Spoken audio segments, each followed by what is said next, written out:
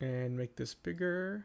There we go. So, yeah, I want to talk about only because I don't really see, and I want to talk about it again. I've done it before, the Pivot podcast with Kara Swisher and Scott Galloway.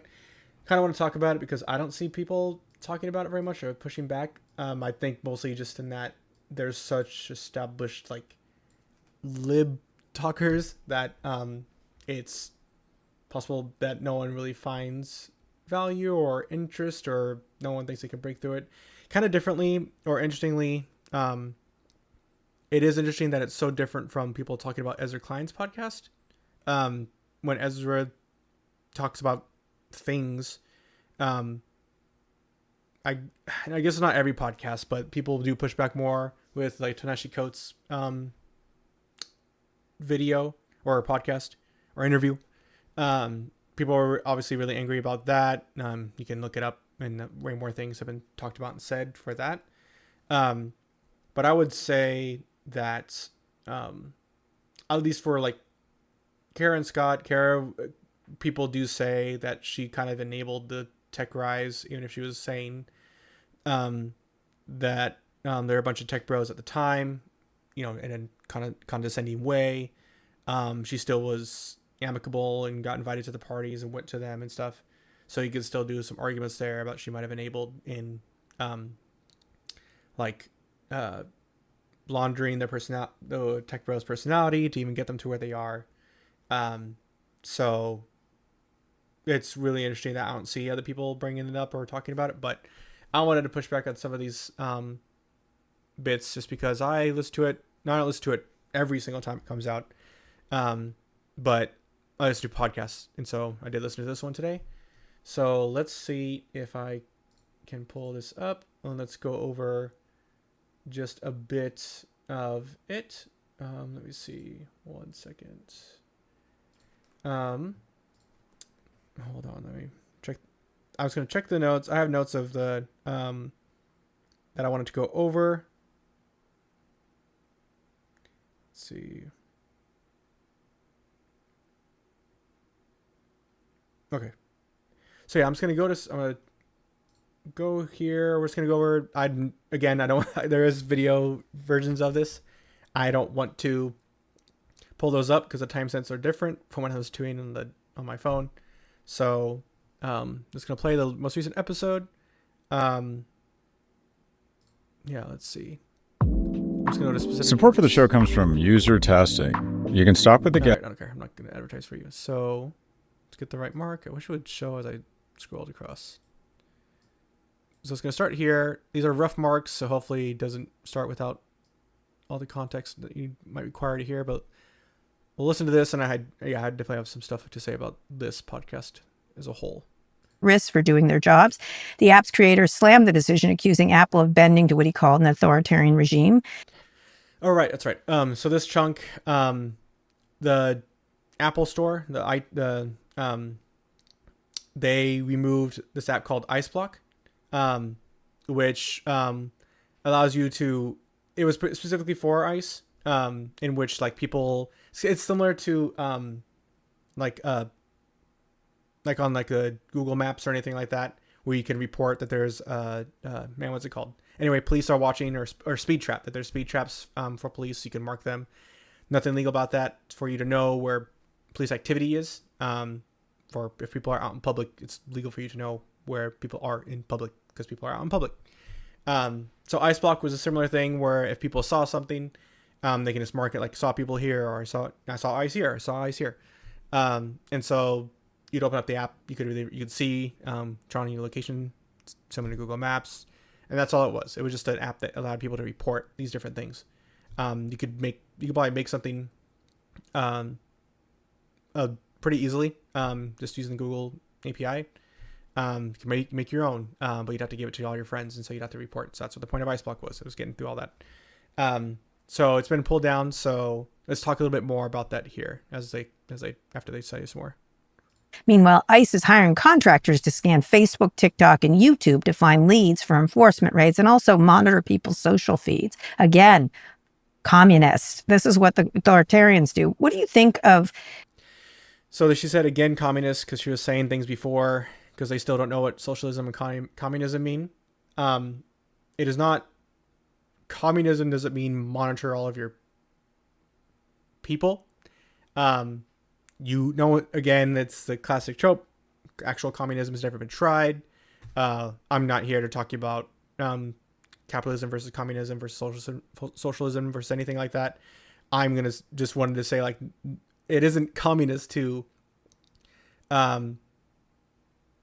track people's social media and make a profile on them and whatnot, because it's happening in this country. It's happening here in the going from supposed capitalism to fascism.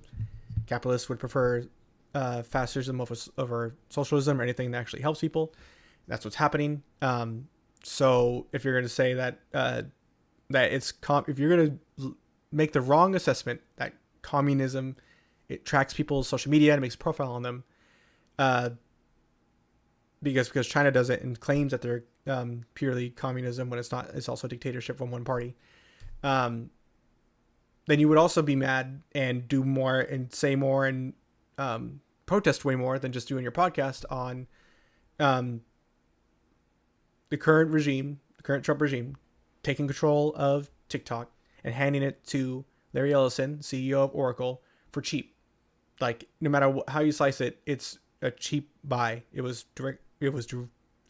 stolen. And they've directly said, Trump has said, Larry Ellison has said, that they want to manipulate it and create an algorithm to propagandize people and share just, MAGA content, like MAGA promoting in a good light or whatever content. So,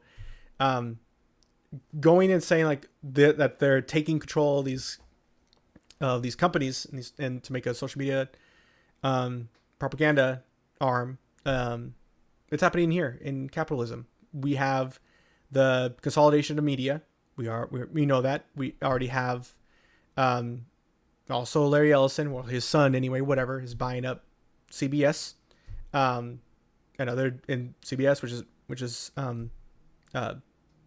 the network that Stephen Colbert's show is on, or was on. It's going to be ending on March, I believe, or is it May, whatever.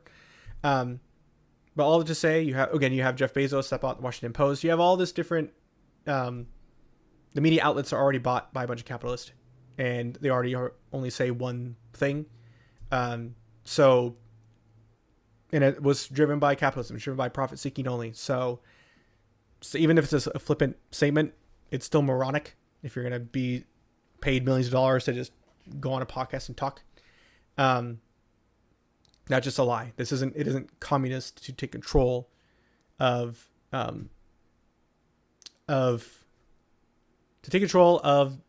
these companies necessarily, and then trying to create a profile of people. Like the FBI is expanding that now with NSPM 7 that we talked about last week. Again, it's all happening here in a country that people try to say isn't communist in. But I mean, Bernie Sanders already said it best, like it's socialism for the rich and capitalism for the poor. So that's the only thing I wanted to say on that. They go and talk about it a little bit more, but it isn't communism. That's just so stupid. Let's go to, I have another mark here, 25 minute. Let's see, where is it? Let's try here. Just so divided and angry right now. Thomas Friedman had something, I thought he had something very cogent on Mar. He said, we're not that divided, we're just being divided. And everyone says come together and everything, and we need to turn the heat down. I'm telling you folks, it's not about a politician trying to cosplay Obama and turn down the political heat. We have connected 40% of the S&P to rage and sequestering us from one another. And I don't know about you, I go on social media now and I see these videos of these kids and these women being separated from their husbands on social media, and I fucking hate America for about 30 seconds. And I'm not saying it's not important that we don't see that, but when you have an administration and algorithms that say, oh, this is gonna make us so much money, we're gonna have so many Nissan ads from this. So we have this 1-2 punch of an administration that conflates masculinity and leadership with coarseness and cruelty, and algorithms that make a shit ton of money from it. And the result is, if you were to go out today, ICE raids and all, and I'm not in any way accepting or diminishing the ugliness of these ICE raids, but if you go out in Portland, if you go out in Parsippany, New Jersey, or you go out in Provincetown, you're generally going to find Americans from all political spectrums are, generally speaking, really lovely people. No, you're right. I would agree. I would agree with you. I just think one of the issues is this is an attempt to divide and create anger. And it works. And I think what's really nice is to see everyone coming around to something you and I have been going on about. Okay, yeah. So, yeah, sometimes I forget what the notes are really for, but yeah, the algorithms do work to divide because it's based on whatever attention. Mostly what gets attention is the negative things. Because people are risk averse. People are like this. People are naturally would rather not have negative than to potentially have a positive, because, you know, in a steady state, you're at least alive and breathing. So that's just natural how evolution worked. And so you're worried about the negative things. You don't really think about all the positive things, like all the negative things. At least for, you know, me right now, I still got up, had food today, and wasn't worried about you know, electricity working or not today. I knew it was going to work. And so that is true. And it's, again, interesting that he talks about all these things of yes, these companies are propped up by attention seeking, so they want to divide us because that gets more attention, so we can argue again, so they can sell more ads. That is all true. But it is interesting that Scott always goes there, always talks about it, but then he also invests in things like Apple, and he invested in things like Meta. So it's like he's fine to make money off of it going up in these things. And actually, maybe he did sell Meta before it took off a bit because of that partial principle in place. But he always goes back to, though, that companies aren't supposed to have any sort of like no moral standing or whatever.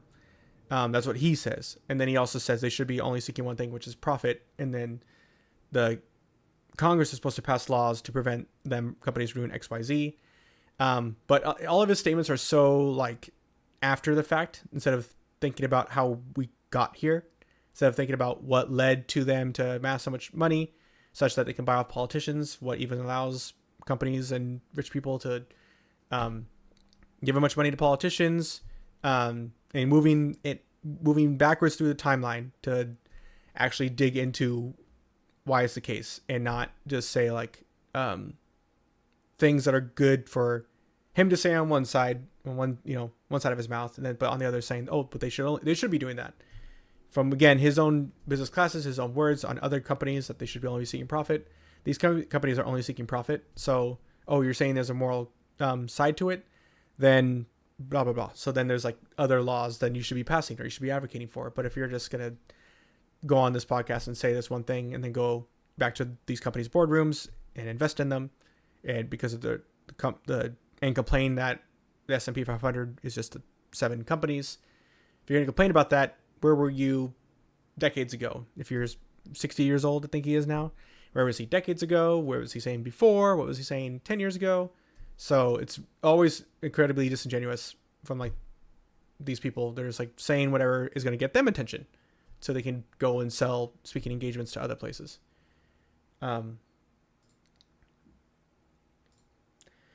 Yeah, so that's what I wanted to say on that. I want to move on a bit to another. I have a couple more marks here, so let's move on to 33, I believe.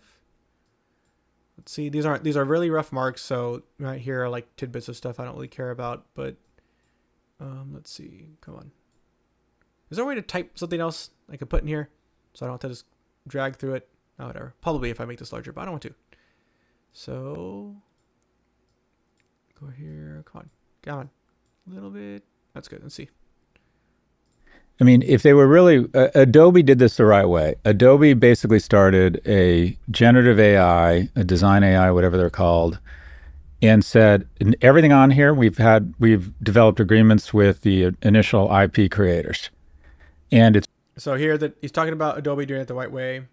They're discussing OpenAI releasing the Sora app. Again, limited, whatever. Not everybody can get in, but it's just you can create, whatever videos, images directly from Sora, and they're getting more and more convincing. And in that, they also have made the moronic statement of, in order for them to not use your IP, you had to opt out. So you're opted in directly. And I think they get into it here, but and I think they even say this analogy, which I've said before.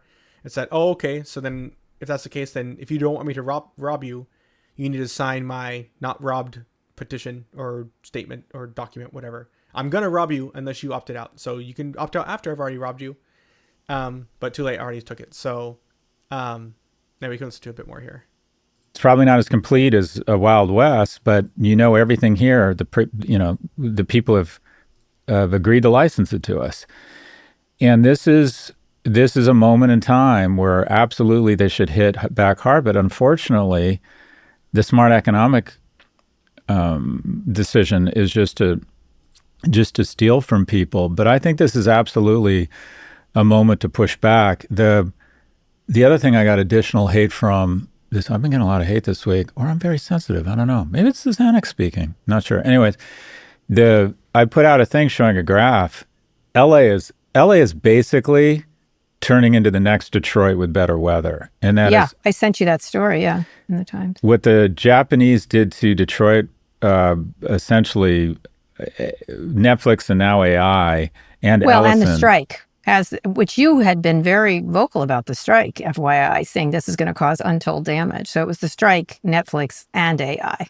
I won't even go there. Literally, the stupidest people in corporate America ever elected a position as the WGA, who decided, I know, let's transfer wealth from actors and workers to Netflix and make things worse for us and keep people out of work for 5 months such they can come back with no negotiating leverage. Anyways, if you've seen the numbers, LA has had a vibrant, creative middle class driven by Hollywood.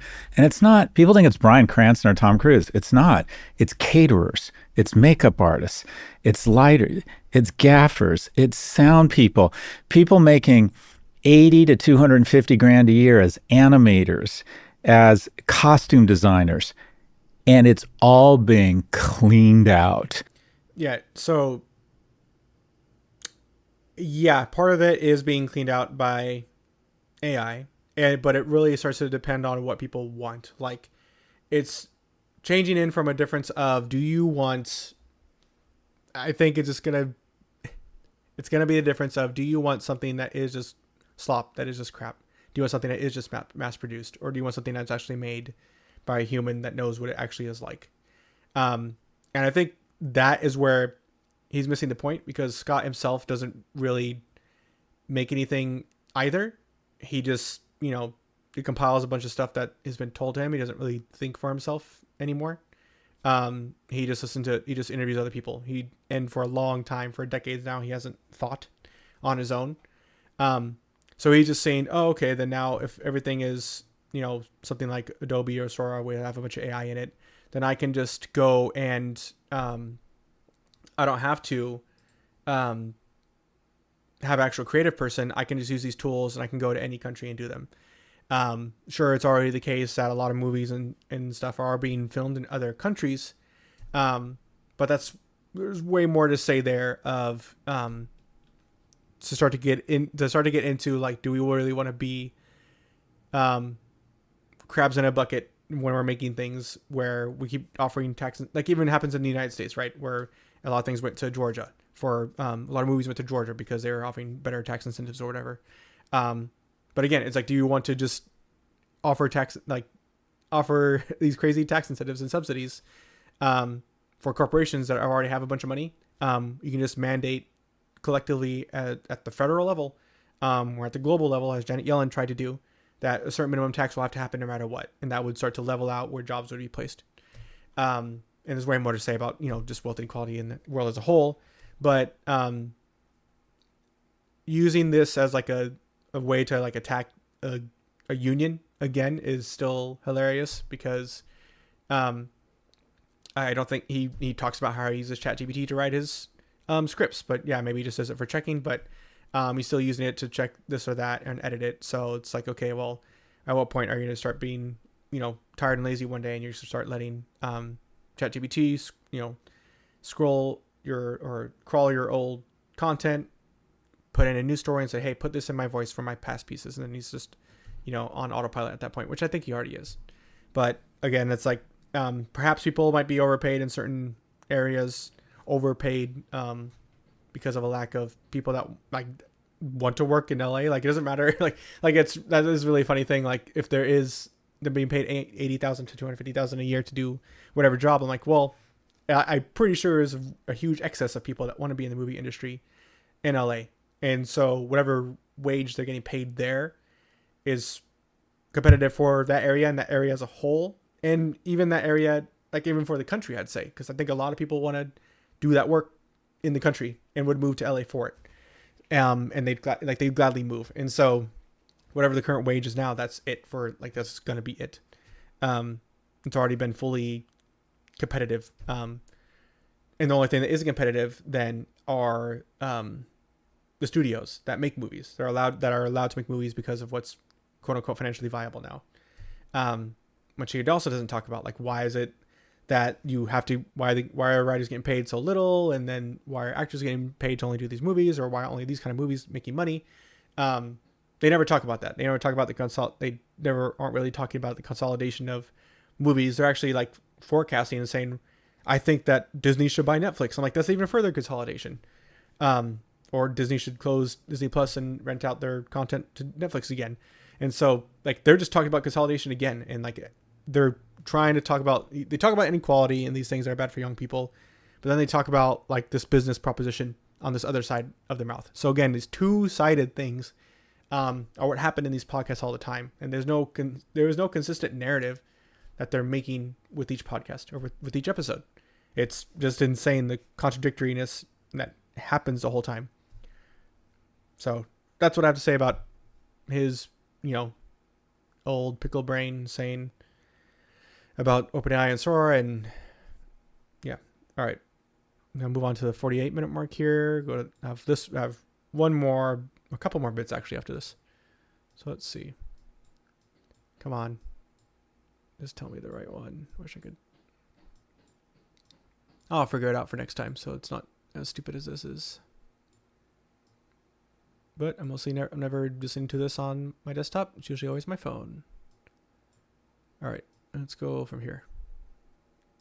And the last one I think is a really important story. But go ahead. You go first. I don't remember the last one, but I tell you how I feel about this. I think I opt for the material and psychological well-being of Americans above almost everything else. And I like taking capital from almost anybody. And as long as you put in place that they can't control stuff, I think the Americans don't realize the connection between their prosperity and the fact that our cost of cap, you can't get a mortgage in Argentina. There's no such thing as a mortgage market in Argentina. You can't buy a house. So how many people can buy a house when you can't borrow to buy a house because there's no capital flowing into Argentina? So I'm kind of like cash their check, put in safeguards such that they can't control the media. But I like the fact that we have huge capital inflows. And I find that a lot of times people on the left are not focused enough on our economic well-being and want a virtue signal. Having said that, let's go to the. So yeah, he saying that. How do I say a couple of these things? So the first thing he says is that people on the left don't care, aren't focused on people's economic well-being and want to virtue signal. So let's think about this. How do I even begin to say how moronic that statement is? So let's start with like the Overton window. The Overton window has been pushed so far to the right that any sort of little bit of help towards the public well-being is called socialism. So let's take an example that everybody might know. Let's talk about Zoran. Zoran Mamdani is the Democratic nominee for mayor in New York. One of his programs is that he wants to have, government-run grocery stores, especially in these food deserts where you don't have maybe fresh food or produce. People are calling that some crazy, crazy socialism. Why would those stores not be there right now? Because we don't have the mom and pop stores that we used to have. Because we've had grocery store consolidation that has happened even, Albertsons bought Safeway even. So consolidated even in the past 5-10 years, more and more and more. Walmart pushed out a bunch of people. And so Walmart gets to decide their prices. And it gets to decide how much they're gonna pay their vendors that they even buy products from. Because they've been allowed to get so big. And so it's pushed out these stores that were doing capitalism. These mom and pop shops and the micro capitalism, which capitalists even try to make you now as a micro capitalist, be your own boss, do gig work, whatever. Start a company. That's what they were doing decades ago. You had the local butcher. Maybe you can, I'm not going to necessarily say that the butcher was the most, economically efficient way to cut meat, whatever. But you had these actual stores actually participating in capitalism because they were competing. They were having these different products. They were making different things. They cut the meat a different way. They maybe seasoned it because they just were, their mom moved here as an immigrant. So the mom taught a recipe. And so the son is now making a store. And so the son is making these good recipes that people like. And now, 3 generations later, that store is known for that really good meat. So it might still be there as a deli. So that was actual capitalism, starting a business. And then you're competing with somebody else's mom's recipe or whatever from, down the block. Those kind of stores also had to be good to the community. That it wasn't virtue signaling. They had to treat the community well. They had to be nice. They had to be nice to everybody.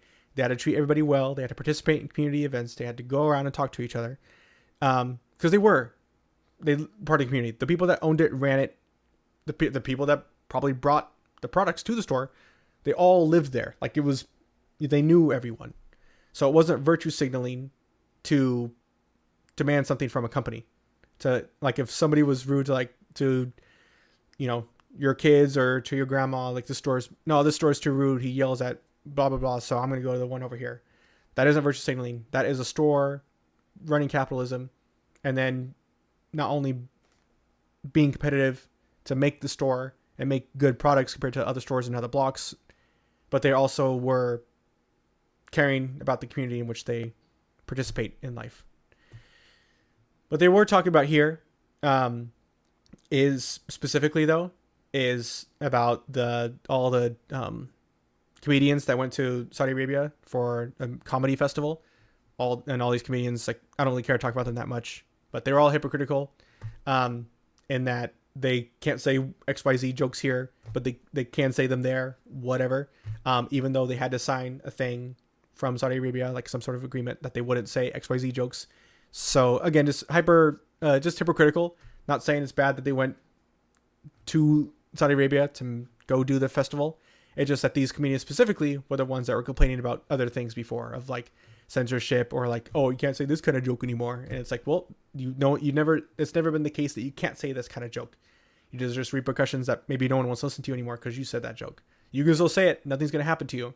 Whereas you did have to sign an agreement to go to Saudi Arabia. And if you said that the jokes that you said you wouldn't say, and if you did see them, you would have been arrested. Completely different than what they're claiming they can't do here. So there's that. Additionally, when Scott is saying left, he is saying that he is on the left. He is not on the left. The current left is what in his brain is the center, because that says yes, trans rights and gay rights, but then he still complains about the trans people in sports, of the the population, less than 1% of the population is even considered trans from their own statements. Well, trans people saying that they are, and so even less than that participates in these sports. And so there's how many athletes are there in the country? And it's even dumb that we even talk about it. It's even dumb that I'm talking about it because it's such a non-issue for the vast majority. Most people will never even know a trans person just because of where they live in the country, at least for now. And then obviously it could grow because of this kind of backlash, it makes other people more terrified to come out. Obviously trans people have always existed. It's just what I'm trying to get ahead of is what in his brain is the left. So again, him saying the left in his brain, from his description, which is wrong, is the center where, okay, you can be gay, but don't touch my money. Okay, he even complains about affirmative action, ignoring the hundreds of years of discrimination against black people, against Native Americans, against Chinese people who were slaves to build railroads. Ignoring all of that, because he hates the DEI things, what is again trying to fix these compounded issues, because he always talks about compounded issues when he talks about budgets and stuff. Those groups do not have the opportunity to participate in compound interest. So that's what affirmative action is trying to combat. Could there be other tools? Possibly, but they don't exist. So since they don't exist, we're going to use that tool. So again, he only wants to go through things that are free. He says, I am on the, he thinks that he's on the left because he wants to do all the social things. He's socially liberal, not even that socially liberal, but still fiscally conservative because he wants capitalism to remain as it is. He wants to go back to the way things were 10 years ago, whatever. Not understanding that capitalism is what got us here. The companies that are making us angry at each other for these various things, for attention, for ads, that was capitalism. The grocery store closing down and now you have just one Walmart and you have to drive an hour to get to, or 2 hours to go get medicine, to go, give birth to your baby. That's capitalism. And that obviously that's going to harm black people disproportionately because black people live in poorer neighborhoods, because they were forced to live in poorer neighborhoods, because they were actively not invested in. So all these things compound over decades, over centuries. So he's not on the left.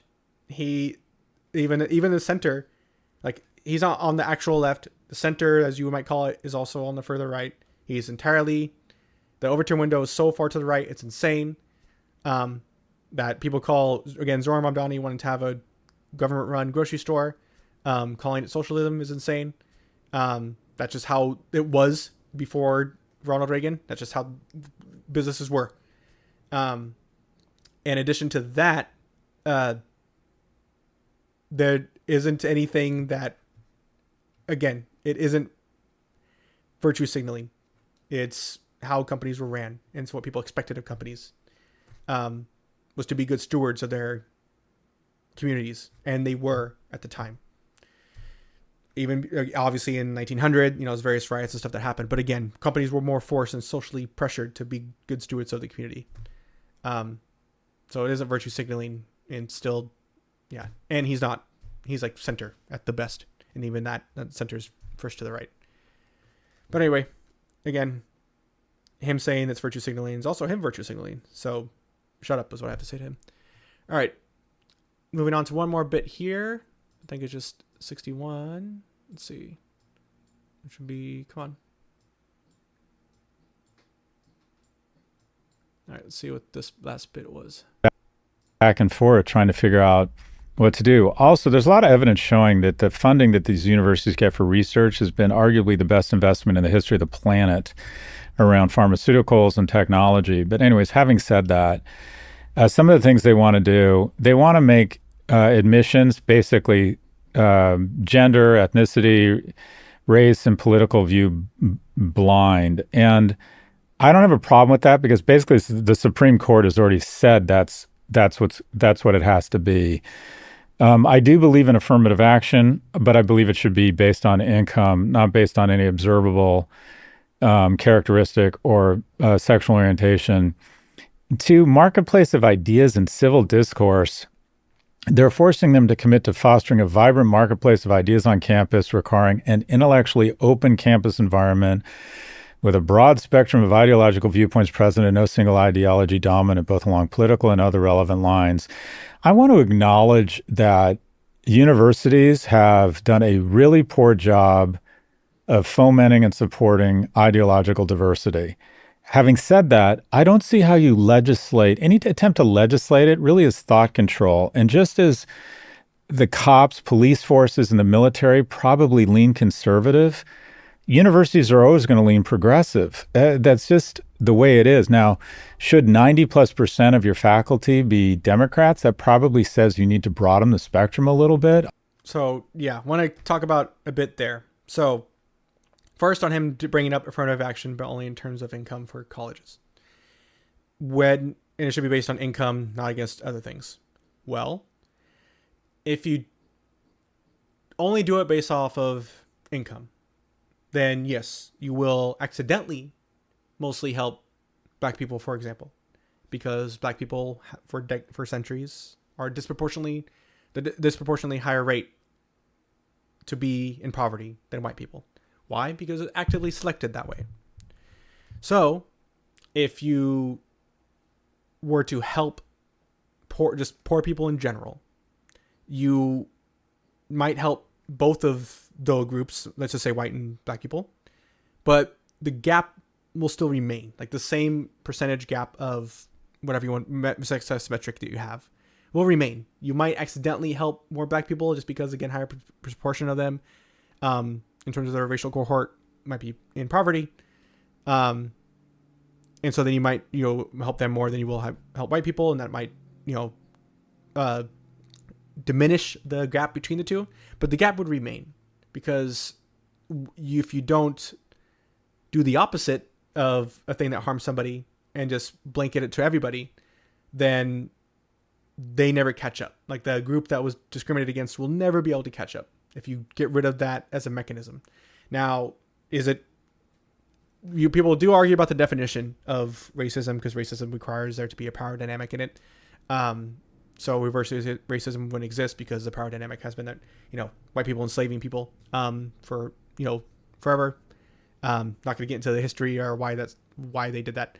But it's the case that to get people to actually be on equal footing, then you can't just do affirmative action based off income. You have to do it based off those traits that were used, like those active traits that were used, that were legislated to cause that harm in order to fix the compound interest that's been lacking, that those groups missed out on.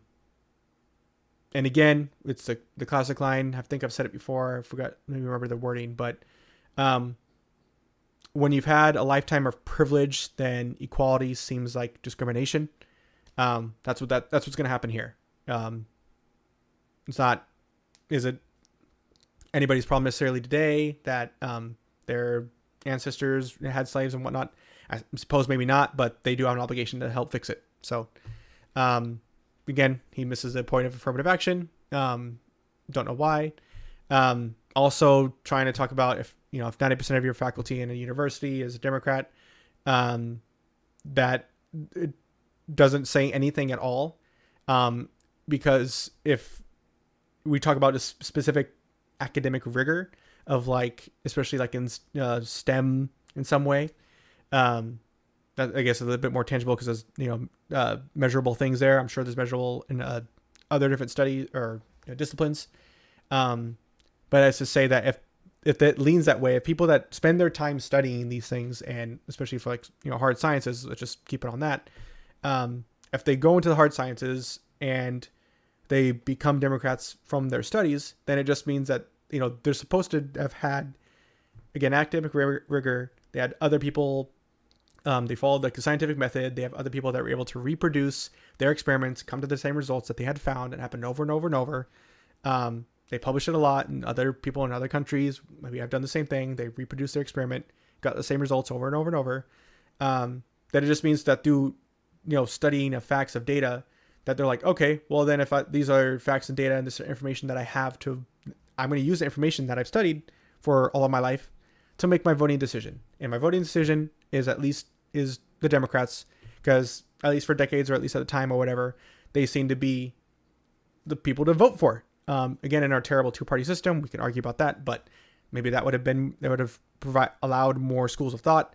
But even using the two-party system to say that your faculty has to be XYZ percentage, when we have only two parties, which is also a form of tyranny, but having only two parties, again, how are you going to use that as a mechanism to say that, oh, your faculty should be more Republican voting, when again there's a spectrum of different ideas that unfortunately have to live in only those two parties. So even that is insane. But yeah, like if there's no saying that there's has to be some sort of broad bit of ideas like in university, that has to represent everybody, every school of thought, I would imagine it just comes naturally from the study of, using the scientific principles, which again, science has been attacked forever by right wing and evangelicals and whatnot, because they don't want to study and think. They want to just, obviously they're religious fanatics, so they just want to tell people what to do. They don't want people to live their own lives. They want everyone else to live what they say they have to live, because they don't like freedom. So going down even this thought experiment of path of that you should have a certain number of people from certain ideologies in the university teaching is even insane to even investigate or even entertain. I've also seen some bullying on campus where anything outside a certain narrative is really frowned upon. But I don't see how you implement this sort of thought control. Non-discrimination in hiring. Institutions will not be allowed to consider factors such as sex, ethnicity, race, national origin, disability, or religion. I'm quite frankly, I'm comfortable with that. I think that universities, what I've seen in terms of promotions and faculty, is that it is not strict. It's mostly merit, but a lot of times it's not merit. But again, there's a better solution here, and the solution, quite frankly, would be getting rid of tenure, because the biggest problem is we don't have enough room for young faculty to come up through the ranks, because old, inefficient faculty will not leave. Student learning, universities must commit to combating grade inflation. I don't even know what that means. Student equality, institutions must commit to defining and otherwise interpreting male, female, women, and man. The grade inflation thing actually is a big problem. But there's a lot to go back. And grade inflation does go back to colleges no longer being free, pushed through by Nixon and Ronald Reagan. So that's why there's grade inflation, because if college isn't free, then you aren't really a student so much as you are now a customer. And so to keep customers happy, they have to give you good grades. So then you can say, hey, here's my piece of paper, give me a good job. And especially if colleges continue to be defunded, then they need students from out of state, need students from other countries who are going to pay more money to keep the university running. If the university is now just a business and not firstly an institution of learning and, trying out new ideas and testing out new ideas and meeting other people to test those new ideas out with. So, grade inflation is a thing. Funny that he doesn't know that when he's supposedly a professor at New York University, some little business college. I call it little anyway. I think he hasn't been teaching because he's actually lives in England right now, but now he's going to move back, that's all funny in itself. But anyway, don't really want to talk about more there. And I'll probably I had one other thing I was going to talk about, but I'll probably end it there. I guess I could look at it. The other thing I'll just mention it because out of interest. Patty Murray did do like a lunch and learn call with her staff. She wasn't in the call, but her staff was in the call. And one thing I wanted to mention here, maybe I might make it a clip or something to post this elsewhere, but let me close this while I talk about that because I don't want them to be on the thing.